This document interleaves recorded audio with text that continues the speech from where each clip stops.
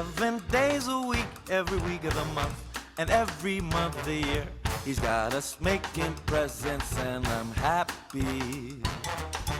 Every girl and boy gets their own kind of toy. We like to fill them with joy. We're working overtime to make them happy. Then on Christmas Eve, we jump on big red sleigh.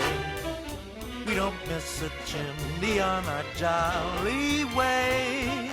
We won't stop until every kid gets a fill of Santa's branded goodwill. The thrill of spilling cheer just makes us happy. So if you've been good yourself, you might see the happy elf stop by your house and make you very happy. The happy elf, I'm the happy elf. I'm the happy elf and I just might stop on by. Yeah. The happy elf, I'm the happy elf. I'm the happy elf and I just might stop on by. Let's go.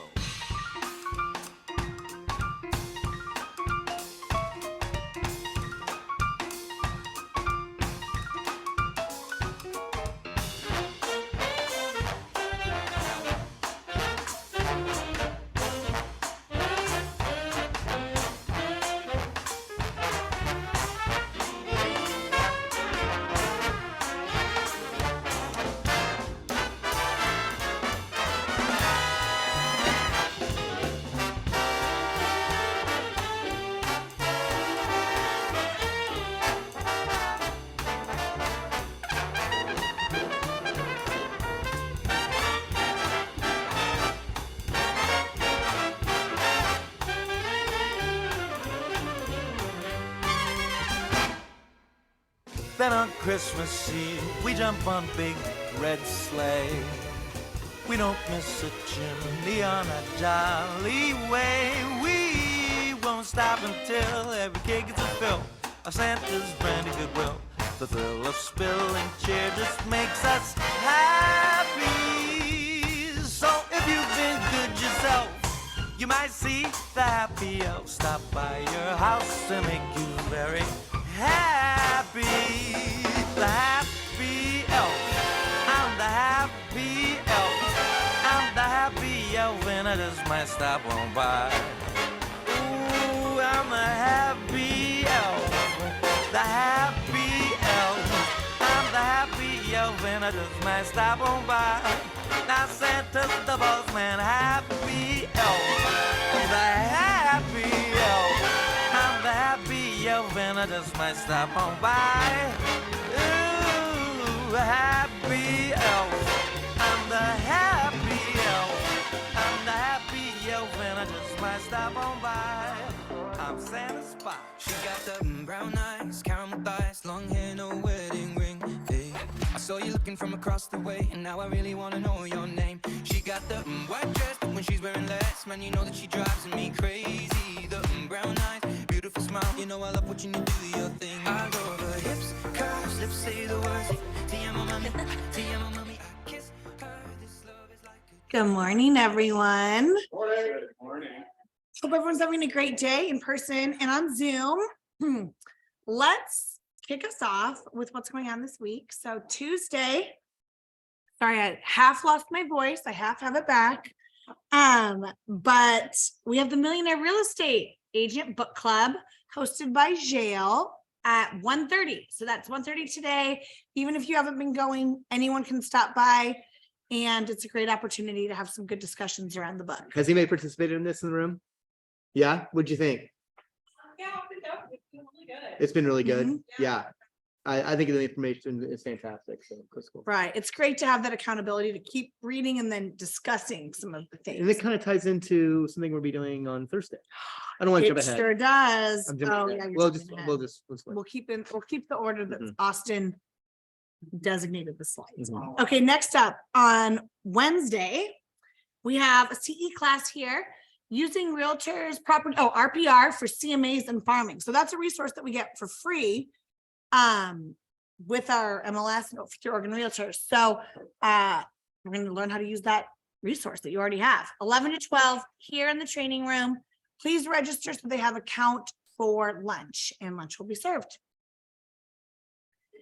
And then also on Wednesday afternoon is command training from Austin. Oh, wait, It's at 10:30. 10:30. I changed it on the. okay, So that's cool. we jumbled up Wednesday a little bit, so your guys are gonna see. I feel like I'm on the- There we go. Hi. But with Wednesday's a little jumbled up because of some other meetings going on outside the office. So 10:30 is when the command training is gonna happen instead of 2. But we are gonna go over the kind of setting up, and I think this may be an over the course of a few weeks, iterative type training, because it's only a half hour, but we're gonna like almost have it be a workshop of setting up your assets and your brand into Command, so that anytime you go in, it's gonna be a lot easier next time with your photos, your logos, your color palette, your fonts that you like, all, and I can show you how that all works, how to grab fonts from online and bring them in if you have unique fonts that aren't built into Command. Things like that. It'll be really cool. And That's a love it. good one, Yeah. Austin. So Good like you stuff. can get your base Yeah. on, and then Yeah. whenever you go to the designs, Yeah. it'll, you can just add your logo. And this easy. is the time to do all of that for next year so that you can be starting next year and not having to take care of these kinds of issues. You can be out Right. meeting and shucking and driving. Yes, hit the ground running in January, because that can set the tone for the whole year. So speaking of that, business planning clinic on Thursday, 9 to noon. So this is typically a 2-day course. We're condensing it. We know a lot of people are busy. It's hard to commit 2 full days. So we are taking out all the meat from 9 to 12 in this room. We'll have breakfast and all the printed material, so you can leave basically with a template for your business plan for the next year. So hope to see you there. Please register just so we have an idea. Last year, even in COVID, we had a full room, so the space was limited. So please register for that, and we hope to see you guys there. That should be really good. It will be really good. It's on the website. It will be. It will be really That good. was- Like, yes. if you don't have a business plan made yet, you should absolutely be here. There's no excuse. Mhm. Yeah, as you know, Keller Williams, we espouse that you are running a business and not just meeting with people and trying to do deals. You run it like a business, you plan it like a business. This is the time of year to set your plan for next year. And this book and business planning clinic itself will guide you through that. To dim the projector. I did it for me, but not this. No. Failure of the plan is planning to fail. Mhm. Yes, and if you can't get the QR code, also we post the link for Zoom. Yeah. People, and then it's also on our website to RSVP. Cool. Awesome. Austin, do you want to talk about what's going on with young professionals? Yeah, so this Friday is our first non-launch event, which is weird, but like, yeah, so our first meeting, our first class, it's gonna be a mastermind. But it's for preparing for your unfair share in 2023. It's gonna be at the Portland Central office over by Lloyd Center. And I think that's how it's gonna work over time, is just they're gonna, you know, depending on all the Keller Williams offices in Portland, will kind of cycle around to different places, but it's gonna be really good.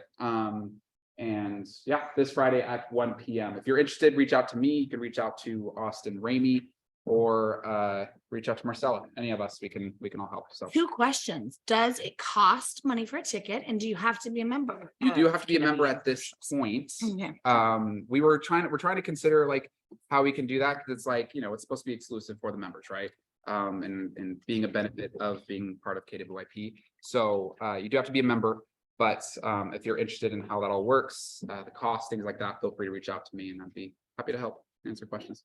Awesome. Yep. Thanks, Austin. And then seller financing from Dwight. Monday. Wait, is it? Oh, next Monday? Is it next Monday? That would be next Monday. Next Monday.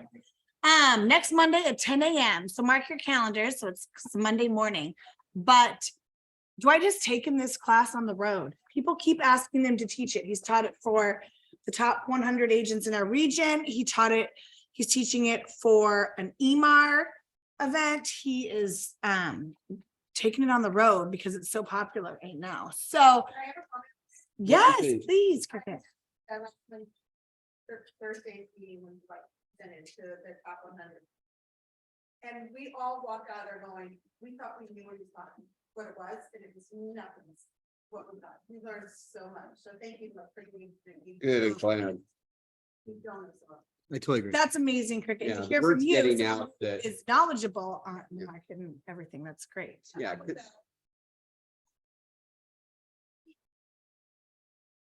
Good. Look at this. You might And have they're to start starting to selling happen. this class. They're starting to happen. I talked to Chris and the Merck Fox team. He said they've put some contracts together. Yeah. Personal seller financing together. I know Cameron, Bradley converted a sale that had a challenge with financing to a contract.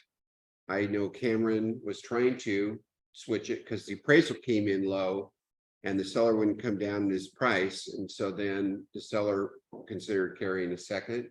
And it kind of fell through over how that was going to happen because the bank wanted it to be, or the buyer wanted it to be unsecured, which would be stupid.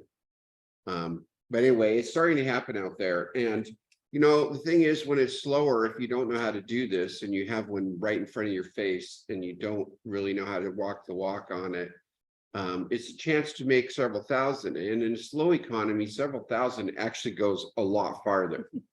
It seems like when you're busy and everybody's making money, spending money, it just disappears. But you know, you'll count your chickens when it comes to a slow time. And this is something you should know. Wouldn't you agree? I mean, one extra deal, you could do one extra deal with that. They're realizing. There was that deal that was falling apart. We're going to the second lender on going, well, if that second lender doesn't work out. I got a solution. Yeah.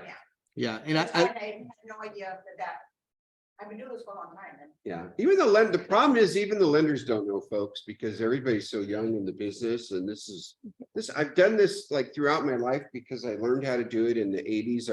I had to do it in the 80s. And you'll just do more deals. And you know, the reality is when the economy slows down and you can do an extra deal in a neighborhood, your sign has a sold sticker, that's when they all start calling you. yeah, and I want to challenge you on that. Like, I don't think it's an extra deal. I think it's a lot. What I took away from your initial presentation was that you could use this a lot more often than you actually thought. I don't think it's an extra deal. I think it's extra deals. Like, I really do think it's a big deal. I think there's a lot to be made of it. So, yeah, I think I was so surprised on how, like, I've always thought it was this obscure tool, but it's not. It's certainly not. And it's a huge, totally. And it could be a huge win-win for your clients. That's Huge. right, huge win-win. And Yeah. that was one of my examples. You'll Yeah. see it Monday if you come, but it is getting traction. I've been asked to do it at Portland West and Portland Central Oregon. And now the East County Realtors. And so, you know, I know Bruce liked it and he's the Impressive. regional director, so I'm sure I'm going to get a few more calls. Well, Yeah. and Cricket's feedback from that's the top 100 agents in our region. So if our top agents are learning Mhm. from this, Yeah. what does that show, And right? they had so many questions. That's what was fun for me, is there were so many questions. Like, what is this? You know? there's nothing what I thought. So you really enlightened Mhm. everybody that learned. Good, thank you. Awesome. Monday, 10 a.m. in person only in this room. This is an additional one. Rick Gray. Okay, this is next week's team meeting. And Rick Gray is back. He's a best-selling author, coach. He long time ago was at this market center. So he's a great guy. He's going to be presenting. Do we know what he's presenting on yet? Working on it. We're discussing the fine tunings of the title. Right. We want to, we always want to make sure it's relevant to the market and what's going on and what we're hearing from our agents. So he will tailor his presentation to that, but something to look forward to next week. Yeah, and just FYI, Rick, there's two things that I think are important about this coming discussion. One of them is he's created a group coaching program, so you can get in small groups and coach with him, which makes it more affordable. The trick for he and Andrew Anderson is they're both licensed. They both have been licensed realtors. They're both at the Boise office, which has whatever, 700 agents. And so they're in touch. They're coaching agents all over the place. They're coaching Fortune 500. I know Andrew Anderson is coaching Fortune 500 leadership. And this is the time to align yourself with people that are in the know. And that's how you'll make extra business. Yes, love it. Okay. And our holiday party, 1 week from Friday, which it's sneaking up fast. So RSVP to that also, just so we have a head count for food and drinks, but that should be a great time to come together, and you can bring a significant other, a +1, and celebrate the season together. Ignite is starting again after the new year. So January 4th, 10 sessions, 5 weeks. That's a nice slide, Austin. I like that. You did some That was really good good slides. animation. You're really bringing it. But anyone can join this. So if you participated in the last round of Ignite and you missed some, you can go to all of them again. Anyone who is in the growing phase of their business or wants to learn from some of our top agents, and every session is taught by one of our different top agents on different topics. So it's great to meet other agents, hear what different people are doing, and really get that foundation in for your business. So more details to come on that. And then we're doing our gift card drive for like another week. And this is partnering with the local school districts. They are in desperate need this year of more gift cards because so many more families have come to them. And they used to collect food and different gifts, but it was really hard to match up gifts with people. And so now they just collect gift cards to either like Fred Meyer, Target, Amazon, anywhere where you could get either like food or gifts for kids. And it can be in small denominations, like, $20, $25, something like that. But anyone who can contribute to that, it goes directly to the families in the school district who have reached out and said, I need help this holiday season. So we have a collection box in my office, and we have one more week to collect. So please give back.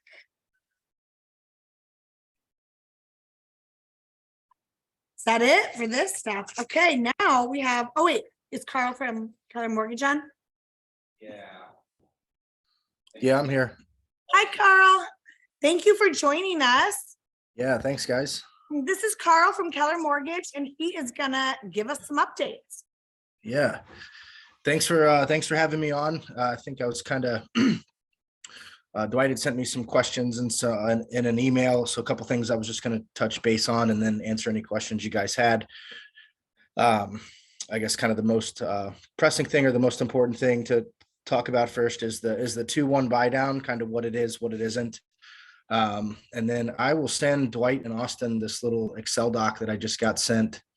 That gives you like a little breakdown of the calculation, because I know the question that I always get asked is like, how much does a 2-1 buy down cost? And unfortunately, the answer is always, it depends, because basically let me explain what the 2-1 buy down is, and then I'll get back to that. So essentially the 2-1 buy down is a interest rate reduction for the first 24 months of the term for the buyer. It comes at the expense of the seller. So the seller has to provide a credit to fund the entire cost of it. Essentially, the cost is calculated as the amount of the difference in payments. So let's just say, for example, that the buyer was going to get a rate at 6.5%. The 2-1 buy down would essentially put their rate and payment at 4.5% for the first 12 months, 5.5% for the second 12 months, and then it would be 6.5% for the remaining 28 years. So whatever the difference in those payments are added together is the cost to the seller. And what happens is at closing, we take that money from the seller, we place it into an escrow account. Every month when the buyer makes their payment, we pull the difference in the full rate and their payment rate, and we apply it so that the loan amortizes adequately. It's not an adjustable rate. It's a fixed rate product. So that money in that escrow account is depleted each month.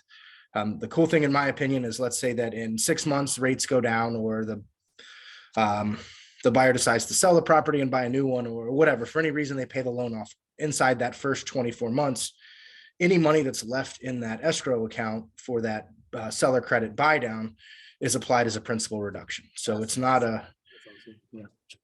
it's not a use it or lose it. Whereas if they use the money, for example, for a permanent buy down or closing costs instead or something, right, then you don't get a prorated return of that type thing. So that's kind of the one cool aspect there, is that the money is sitting there. It's theirs if they don't use it all. And again, it's 2% lower for the first year, 1% lower for the second year, and then it's fixed at the regular rate, the full rate for the remainder. We also have a 1-0 buy down where it's just 1% lower for the first year, and then fixed for the remainder. So obviously the cost in general, it's going to be about 2% of the purchase price. That's kind of a good estimate to use, but I'll send this Excel doc over where you can kind of plug numbers into it and it'll tell you. The problem is obviously as rates change, the cost of this is going to change. So the higher the rate, the higher the loan amount, the more expensive it's going to be. If rates continue to trend down, it'll become less expensive. But obviously a big, kind of a pretty cool resource to be able to use. A lot of the agents that I've talked to, a lot of the other loan officers that I've talked to, kind of more of a resource for listings than obviously trying to attract buyers with it, because you got to get a seller to pay for it. So, I've had some scenarios where, an agent has a home that hasn't sold, and instead of, taking a $500,000 home down 25 grand, they'll offer to pay for a 2-1 buy down, which is going to cost 10 grand. So they're giving up less equity as just an appeal to maybe attract a buyer, make it a little bit more affordable to get in. At the moment, again, we have the 2-1 buy down and we have the 1-0 buy down. That's available on conventional fixed rate purchase transactions for primary residences and second homes only. So not available on any of the government backed, not available for FHA, VA, USDA, not available on the jumbo, and not available on investment properties. Carl, this is Kelly Diaz. I'm the managing principal broker here. I have a quick question for you. Actually, if you could put your underwriter's hat on for a moment. When we're talking about the language that needs to be tied into the contract, the sales agreement for the 2-1 buy down, can we just refer to it strictly as closing costs? Yeah, just the seller consent. Yeah, it doesn't have to be, there doesn't need to be any specific language about what it's for. It just has to be a seller credit. And the reason I ask is because it sounds like it's a bit of a moving target, because rates change and fluctuate throughout the course of the day. When you write your offer, at the moment, if you're trying to see what the rates are, at the moment you write the offer, the 2-1 buy down could cost you $18,000, and that could change. And if you're very specific about your language saying this credits to the 2-1 buy down, if for some reason it ends up to be a little bit less, contraction may be an issue of collecting those extra closing costs. So I would just call them closing costs in general if I was writing it out, and maybe communicate it to the seller what the purpose is. To the seller's agent what the purpose of it is. Yeah, and on the flip side, right, to piggyback on that is if you negotiate that and the buyer decides, I don't want to do the 2-1 buy down, I just want to permanently buy the rate down and pay for the rest of my closing costs, they can do that too, right? So just because you negotiate it for and as an appeal of a 2-1 buy down, it doesn't have to go to that. Yeah, I just leave those words out of your contract and just call it closing costs, and then address it directly with the seller's agent. Yeah. Kind of some other questions that Dwight had sent over that I just wanted to kind of rattle off real quick. One of them was in regard to seller credit, thresholds, contribution limits. Fannie Mae, Freddie Mac are pretty similar on these. Just a second. They are, and this is just the easiest way that I always remember this is it's a quick Google search. Anybody can always email me or call me because it's a moving target. But for any investment property, your max seller credit's always going to be 2%, which is partially why, we don't offer the 2-1 buy down, because you're going to certainly be situations where you're not going to be able to afford it with the seller fully paying for it. So 2% seller concession, regardless of down payment on any type of investment property transaction. Fannie Mae or Freddie Mac there on a primary residence.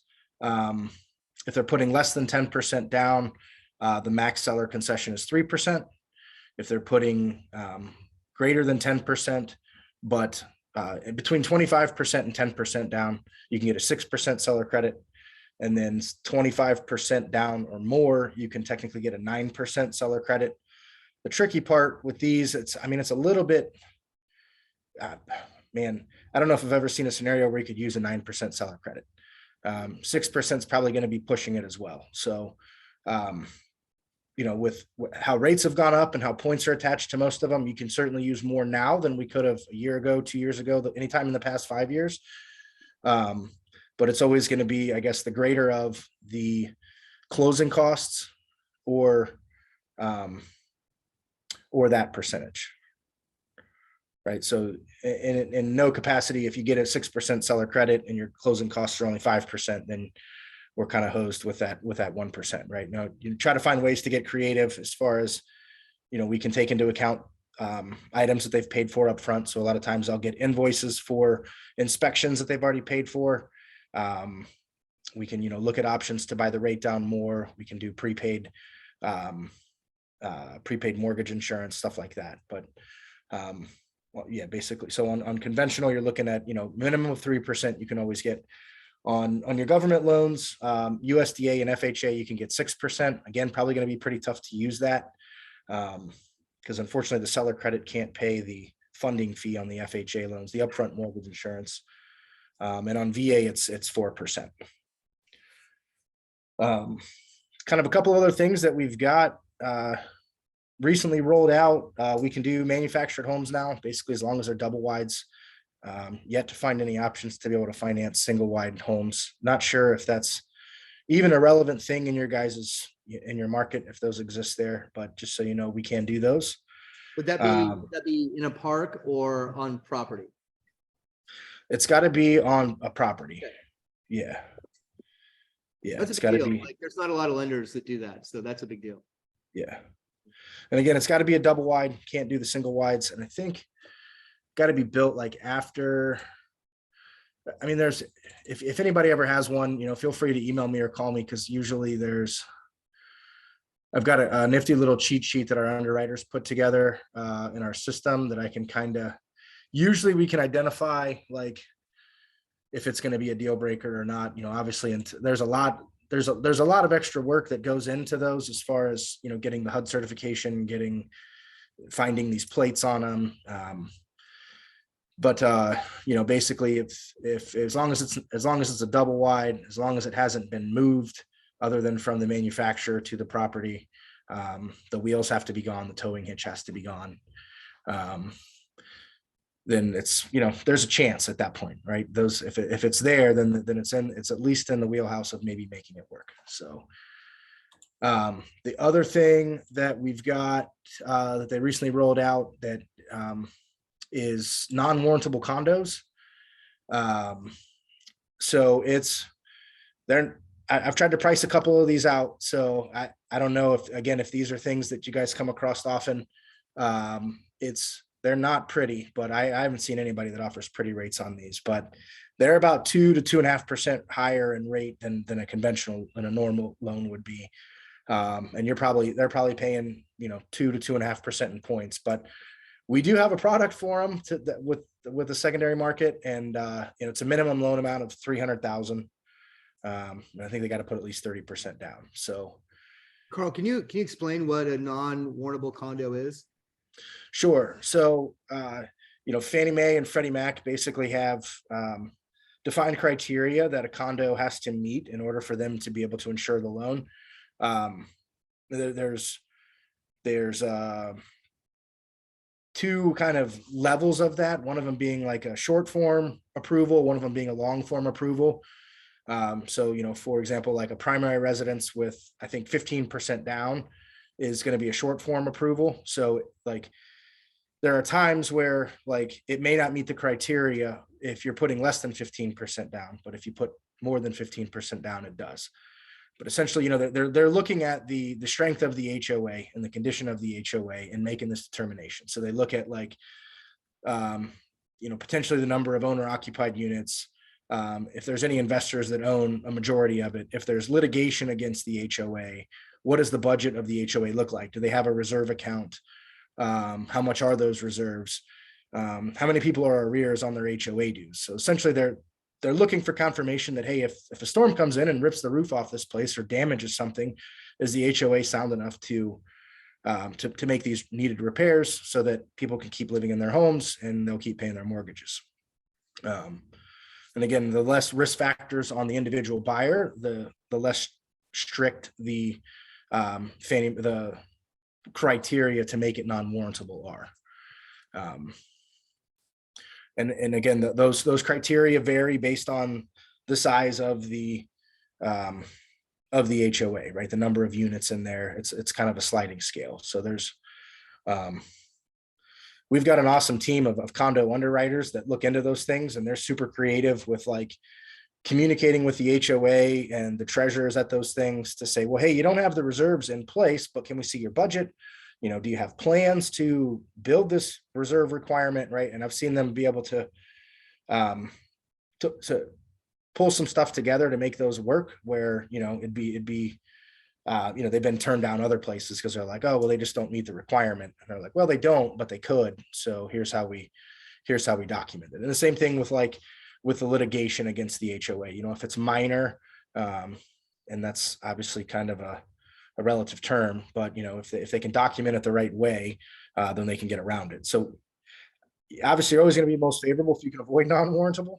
But there are some situations where it's the only option. So we're working to expand that, but for now we do have an outlet for it if it meets that price criteria. And I think the way you brokers can take advantage of this is oftentimes when you run around a condo project that can't get financing like that, the prices really slide on them.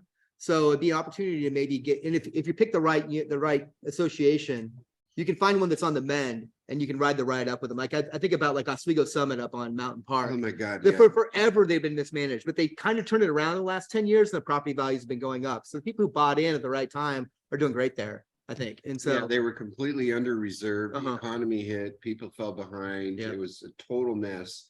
You could buy a 1-bedroom condo up at Oswego Summit for $32,000. A 1-bedroom. Mhm. And then they probably got up as high as 190. But for like, I'm thinking about like right now, the Pearl District is so soft and is some of those units are, some of those buildings are probably a little funky. If you find the right one, I think that you could really, like your clients could really Yeah. take advantage of some big savings there, big earnings. Yeah. Anyways, Carl, I didn't mean to interrupt you. No, you're good. I was just thinking about like, who would want to buy one of those? Right? You know, But there's people that need to be in a opportunity. certain area. Yeah, Maybe people want their only opportunity. choice. Yeah. You know, kind of some other things that are going on here. I mean, our capital markets team's constantly working on expanding our product options. You know, as more things come available that are relevant, I'll let you guys know for sure. You know, the other thing that we're doing as a company is that they are expanding kind of our local presence, if you will. So they're working on you know, basically hiring in geographical regions. So saying that because, hey, if somebody pops up in your guys' market center that says, I'm your local guy from Keller Mortgage, right? That may happen, may not, I don't know. Just depends on when they hire people and where. I guess, you know, I'm always still here, still happy to help. That's just kind of the path that the company is trying to grow with. So, you know, if that happens, you know, I don't know how many agents are there in your guys' market as far as, you know, I know some centers they're working on like placing people in market centers if there's a desire for that. But again, I'm still over here plugging away and happy to help however I can there. So. Appreciate you, that. Carl. Carl's our Team Schwab go-to guy for Keller Mortgage. Do you use him too? You use Anya, him too? Peter, yeah. Yeah, Carl, you've been doing this for quite a while, right? Yeah. I mean, I've been with Keller Mortgage since we started Keller Mortgage, you know, since we became Keller Mortgage, which was, almost 5 years ago, I think now in February. And then I was with the company, you know, that we were called Smarter Mortgages before we were Keller Mortgage. And I was with them. I'll have been at this company for 10 years in a month. So, you know, I've been a loan officer, like licensed loan officer originating myself for about 6.5 years. I spent about 1.5 years as a licensed loan officer assistant, learning from a lady that was a killer.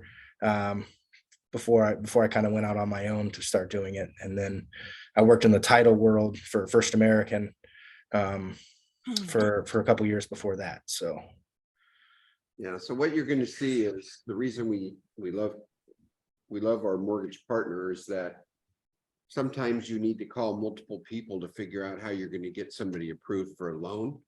And having people that know what they're doing ensures that you get your loans closed. So, and Carl's one of those guys. So keep him in mind too. The big push on K Mortgage was that, you know, they don't have their name on racing cars and on billboards, and they translate all those advertising expenses into savings on fees and rates for the buyers. And so it's a little bit like, you know, Quicken used to be, or, you know, some of the other ones that are now got so big that they are doing that. So, and it's only available to KW clients, right? yeah, so I mean, we can do loan. I mean, legally we can do loans for anybody, right? But our incentives of waiving those lender fees and giving that $1,000 credit are applicable only to transactions involving a Keller Williams agent. Okay. So, yeah. So you might have the listing and then a buyer comes on the listing and they're having trouble getting qualified. They walk in and say they need $15,000 worth of points and your seller only wants to give 5. And so you ask them to go get pre-qualified with Carl and he can do the loan because his rate's a little bit lower than the other person was quoting, and the seller doesn't have to pay as many fees, and it's a big win for everybody. That's what we're talking about here. Is there, you know, these are your players on the chessboard when it comes to getting deals closed in a tougher market. In a convoluted way, you can take those savings and buy down the loan. Yep. Buy down. Yep. A little bit of That's right. planning there, Yes. because one goes to the buyer, one's the seller, but. Mhm. you can do it. Absolutely. Yeah, Think- one additional thing here, our operations team's been challenged with, and they seem ready to step up to the plate on it, is that I don't know if they've sent this out yet, but there's some, hopefully sooner than later, to let people know, but they're sending out kind of an announcement here soon that'll be blasted out, that basically if you get somebody pre-approved by December 15th, we'll get them closed by the end of the year. So we're making a big push to try to slam through anything that we can by the end of December. So you know, if you got people on the fence or anybody that's struggling to try to get something done by the end of the year, I got 2 in today that are closing the week of Christmas. So, you know, we're ready for the challenge on this end of the year chaos. Fortunately, with the holidays being on the weekend, it doesn't disrupt the last week of the year and the first week of the next, the same as it does when, you know, Christmas is a Wednesday and New Year's is a Wednesday. You pretty much have 2 trashed weeks, but you know, so we got a little bit of a break there, and you know, anything we can do to help finish your year out strong, let me know. And you're still ordering appraisals when you get the earnest money, right? You're not waiting until. We order the appraisals. So kind of, we are ordering the appraisals once we get the signed intent to proceed. Right. So we send the disclosures to the buyer. Once they acknowledge receipt and their intent to proceed, we order the appraisal. And then we are collecting deposits from the buyers. And there's some products where we don't. I think on VA and FHA we may not.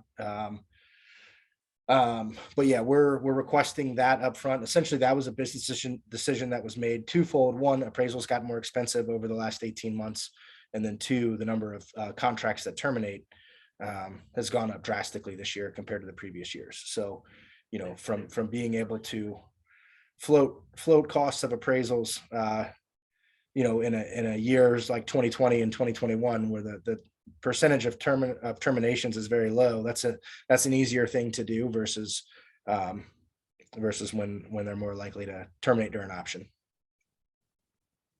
Okay, great. Well, thank you so much for joining us. And if you Yeah, wouldn't mind, pop your contact info into the chat, right? Awesome. yeah, And we I appreciate will do that now. And then, yeah, if I don't talk to you guys before, happy holidays.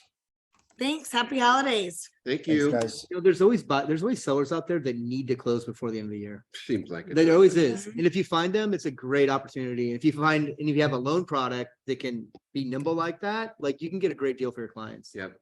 Mhm. They You think gotta they're look for it, but heroes. they're out there. Yep. Yeah. All right.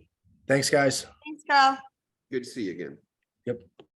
So next up, we're gonna talk about price reductions, something we haven't talked about in our meeting in a while. And we have two amazing agents, Peter and Cricket.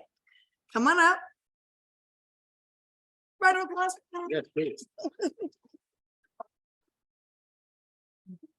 I'll take my junk. You don't have to leave. Leaving up chairs.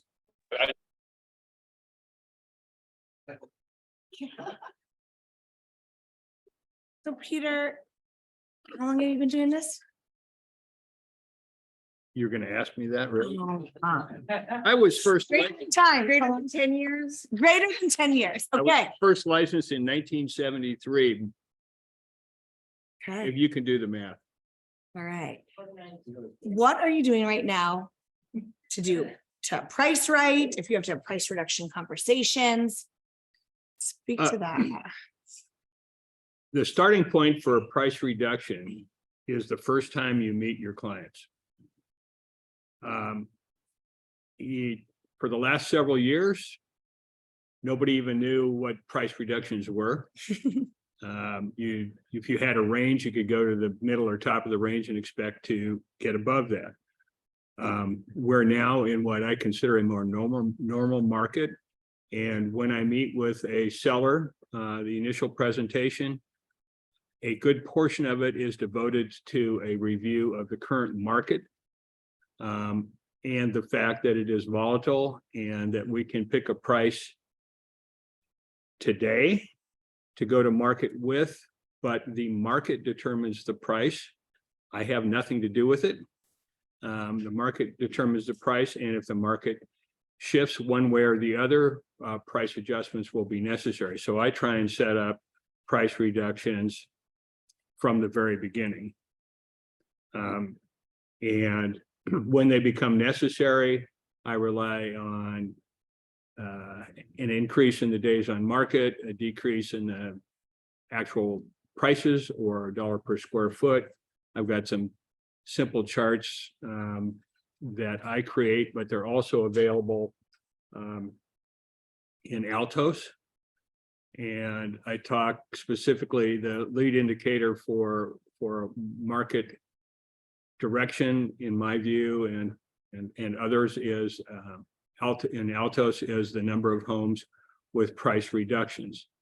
For instance, we listed a single level in West Lynn at 650, which was the top of the market when we started talking to them 3 months ago, before the tenants refused to get out and the work was completed. It's really now a $600,000 house, probably. And when we talked to the seller yesterday about it, the number of homes in West Lynn in that bracket that had price reductions with 50.4%, which means that over half of the homes that came on the market stayed on long enough that they needed a price reduction or a price reduction in order to get an offer. The standard number in a quote normal market, whatever that is or was, is between 30 and 35%. The same individuals, statisticians say that when we hit 45 to 50, it's a bubble. And it's not, and I'm not talking market wide, I'm talking about specific neighborhood by neighborhood analysis. So I got the stuff I can show you, but then Cricket probably knows how to do it better than I do. So. Cricket, Peter mentioned setting the expectations from the beginning. What kind of conversations are you having right at the beginning of your listing appointments? Well, similar to Peter, the last 2 years, I've sat down and when we talk about pricing, it's always been, okay, this is the price as of December 5th, 2022. If that might not be the same price, January 5th, 2023. So we're going to talk about now. And then we may, once we get on the market or whatever, it could be different, it could be higher or lower. And so that's, I saw that same conversations. As we're moving into this new market, which isn't old, which isn't new, which is just circled back around again. I use his great tool that Ben Kinney had in his listening presentation. And I don't know what it is as I'm sitting here, because I kind of, in the last minute, add to this. I was like, oh, I wanted to look it up. But Ben Kinney, if you haven't listened to his listening presentation, I would Google that and find it. He's great. He used some percentages that really are great with clients. Where it's like, if we have been on the market for X number period and we've had no showings, we are 12% off price. If we've had 5 showings, we're X% off price. So that percentage just kind of says, okay, we've had people come through and no one's written an offer. At least they're coming in, so maybe we're this percent. So that's kind of a nice thing to kind of go and set expectations. If no one comes, we know this is what the adjustment we need to make. If people come and they still don't write, we know we are this percent. I don't know the percentages. You can make up your own percentages. We, It is, but it's just something that you can sit down and say, okay, this is what we're going to be looking at as we get ready to go in the market, and we're going to adjust. So that's one thing you can use. yeah, when we have that discussion, we use, because in some cases they won't get any showings, so you can't use, if you get 5 showings or whatever, but we say if we've had 75 views online or 100 views online and no showings, we're a minimum of 10% over market. And if we got, then we drop into the, okay, if we've got X number of showings and no, it's whatever, but you can go into RMLS and others and get data, for instance, in this home in Oregon City that we just got a price reduction for. The sold listings sold for 5.4% underneath, below their original list price for 2-level homes between 14 and 2,100 square feet under 600,000. And you can go through and pick out these numbers. And we've got 6 or 7 listings now. None of them are selling. They're all overpriced. So I've got an email that I've created that puts this stuff together. It starts out with an Altos review, the market action index and price reductions, and it goes into some specifics and just say, look, all the homes that have sold in the last 2 months that were listed at this number, and before they closed for 5.4 or 6.9 or 10.1 or whatever the number is below. And that's when we priced your home, is about the time these guys went under contract. So we can make the same assumption that we've got to come down this much money now, or as much as we can get. But yeah, we use that thing too. I want to dig into the data in a minute, but the really important thing that you both just said is that you talk about those discussions at the listing appointment. Because if you're bringing that information at the price reduction conversation, it's going to be much more difficult, right?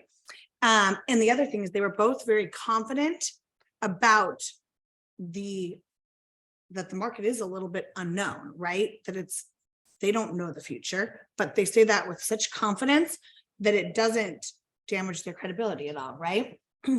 So Cricket measures her numbers on showings, and Peter mentioned online viewings. Well, And- yeah, it's or all. the yeah. same. All together. And then tell us about the actual conversation when you are reducing the price. You bring the Altos. Do you bring the Altos? Yeah, I think we all have the same data, and it's just kind of presented in a different, depending on who your client is. Sometimes they're already telling you, okay, we're gonna reduce it. If you do your homework right, they're gonna be on board before you even. Because they're thinking about what you already told them, right, Yeah. in the listing. Yeah. So we give them, you probably do the same thing. Every week they get a report that Yep. says, here's the showings, here's what's going on in your little sphere. So they are Yeah. kept up to date the whole way. It absolutely is not the first time we've talked to them. But If it is, that makes it a lot more challenging too, right? at the risk of boring everybody with my story, I'll tell you the same story that I have used since 1989. At that point in time, I had a listing in West Lynn that I believe was 650, which was up in the Street of Dreams neighborhood and big money back then. And it's owned by the CEO of Bank of California, and he was moving back down. And he intimidated me because one, he was the CEO of Bank of California, but he had a Porsche, a Harley. He had every toy that every guy would ever like. And those were the days when the car, you'd see a sticker on the car that said, "He who dies with the most toys wins." Well, this guy was winning. So I over prepared.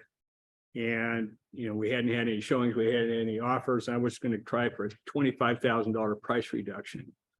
I walked in, sat down, put my papers on the dining room table. He looked at me and he said, "Peter, the only way to stop a ball from rolling downhill is to get in front of it.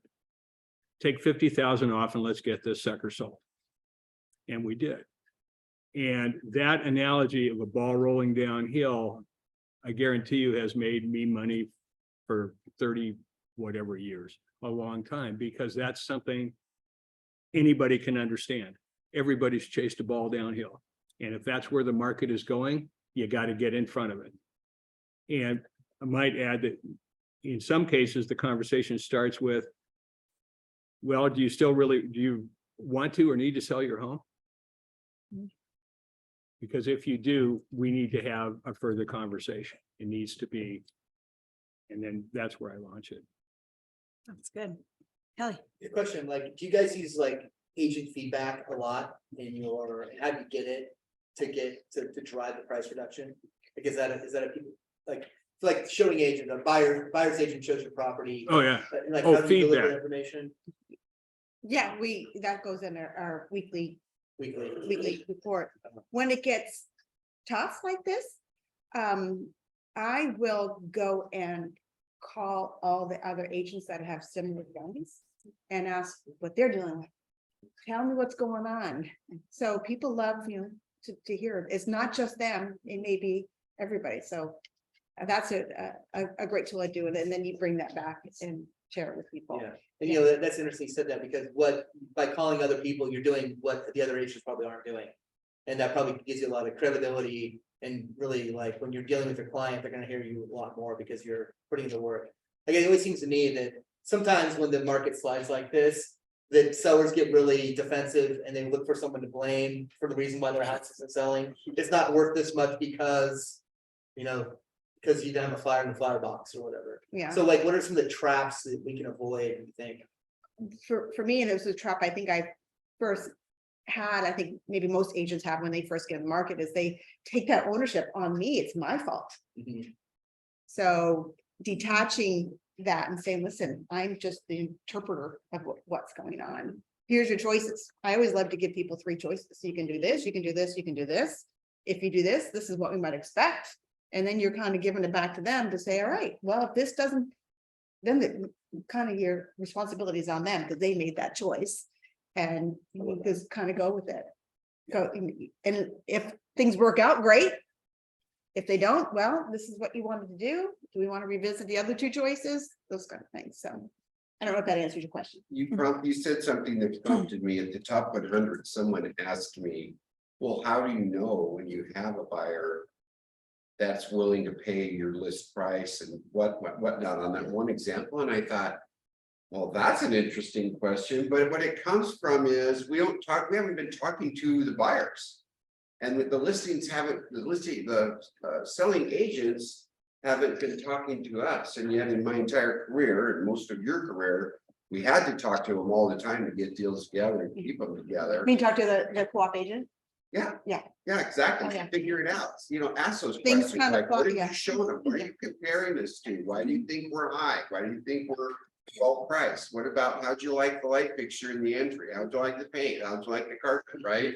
So you can really get down and dig deep into what's wrong with your house and what it needs to have happen. If the buyer's agent will play back. Yeah, that's right. I At mean, least the chaser, remember, we told people 5 times to get a conversation with Then them. you get a text back, wasn't the right thing, wasn't the right fit. But We- why? We use something called Pro Agent, which is a 5-question survey that's pretty effective because it goes out once they close the lockbox. And we get the response that your clients like the house, are they gonna get a second showing, are they gonna write an offer, what did you think about the price? And then comments, and that has increased our response rate dramatically because it can be done on the phone in a matter of minutes, and then if need be, we can call and get further details. But the seller gets that response the same time we do. And go back a little bit, taking responsibility. I don't believe, maybe when I first started, I was stupid enough to, but I don't remember that far back. I have never priced a home. I have never given my opinion of a price. I have always said, the market suggests that this is the price or the range. When that doesn't work, I just say, Dwight told me this was the price. But again, going back, when we started a dialogue with a potential seller, tell them there's only 3 things that determine if their house will sell. It's the condition, the marketing, and the price. So if we get to the point where everybody is comfortable with the condition and we can prove the marketing, when it comes time for a price reduction, I will remind them that there's only 3 things, and the condition is the best we can do. You agree that the marketing is working because we've got all these views and blah, blah, blah. So the only thing left to discuss is the price. That's it. And it kind of takes it away. And I do silly things for my guys like this. Austin, can you pull up one of those things just for granted, the one that West Lynn CMA as of 11:30. Visual, sometimes you can talk until you're blue in the face, but so if you can see these, this is cumulative days on the market. I started out with sold because I want to show them that it's increasing. Dollar per square foot, in this case, is going for sold is going down, down, and down. So if all the active listings are at $321 a square foot, you want to list at 375, and and then and the same thing with price. In this case, the closed prices are average prices are going down. And Dwight and Cricket will probably both remember, but we used to preach back in the day something along the lines of, your home has to be in top showing condition and the bottom 1/3 of the comparable homes, or you're not going to sell. And maybe it's 25 or 20%, but anyway, so if you list them all out and homes are going from 550 to 600,000, and most of them are under 575, and they want to list at 6, and list them all out and say, okay, so here's all the choices a buyer has, and you need to be up here, but you want to list down here. They're going to go through 15 homes before they get to yours. It's not going to work. That requires no statistics whatsoever. That just requires a printout from our MLS. One other question, you use the analogy of the ball rolling downhill. Cricket, what do you say to your clients if they only want to reduce by a small amount? 5,000. The goal is to get to a different buyer pool. Mhm. So you're listed in buyer pool, this buyer pool, and everybody in that buyer pool has already seen it and said, no, thank you. And explain what you mean by buyer pool. So those People that can, people's price point in the neighborhood is between 5 and 750. Because that's where they put brackets on, maybe in their searches or whatever. So those people have already seen that house and they said no. So they, if you're going to reduce 5,000, you haven't done anything different. There's no change. You haven't opened it up to a new pool of buyers. What your goal is to get into the next bracket. So now somebody who maybe is excited because now they can afford that house at that price and they're gonna be super excited and jump in. Did that explain it right? Absolutely. Does that We make sense to you guys? put numbers on it for us. When we start out, when we're pricing, we will only price a home at $499,900 if we're absolutely put a gun to our head. Because we ask the question, have you ever looked online for a home? And they go, well, yeah. And we go, great. So did you look between $499,900 and $524,900, or did you look between $500 and $525, if that's their price point? Never had anybody say they got online and looked at $499,900 because you can't. The zeros are fixed. So we've already set up that any price reductions that we may need will minimally be in a $25,000 bracket. Because that's the only way, as Cricket pointed out, that you get into a different buyer pool is when you have done that. So if everybody between 475 and 500 has seen it, going to 85 isn't gonna get you in the next buyer pool. So we try and again set that up front. It's called, back in the day, IBM would call it neutralizing objections. If you know you're going to have all of these things and start talking about them in the initial conversations, and when you get to the end, it's not a fight. They may decide to take the home off the market or wait, and of course, that's another discussion. You want to wait? You want to wait for it to be worth $450? Let's go. Thank you, Peter. Thank you, Cricket. It's always great to hear from you guys. Does anyone have any final questions for these two before we wrap it up? I've done one other one, which maybe you guys do, maybe you don't. If I had that conversation and people said, well, I want to go down to 5,000. Then I said, well, 5,000 at 6% is 300 a year. And 300 a year is about $25 a month. You can't buy a large pizza for that. Do you think that's going to get somebody to buy your house? That's good. Good one. That's good too. That's really good. That's exactly right. And don't forget to use the shift book Yes. pages. That's really, really, really. No, you can use the ball rolling, which is a great example, but the same thing is with the shift. That shift diagram It's like stairs. is, yeah, Mhm. Yeah. get in front of it. We had that out front of that diagram. Yeah, we should put, yeah, it's funny. We used to have it out there in the papers to put in your listing packet, but we took it away for a while. We need to put it back out there. Yeah, So. This is all easy. The hard part's getting listings right right now, or finding anybody that wants to sell, but. Yeah. Okay, thank you guys. Let's give it a round of applause. Have a great day.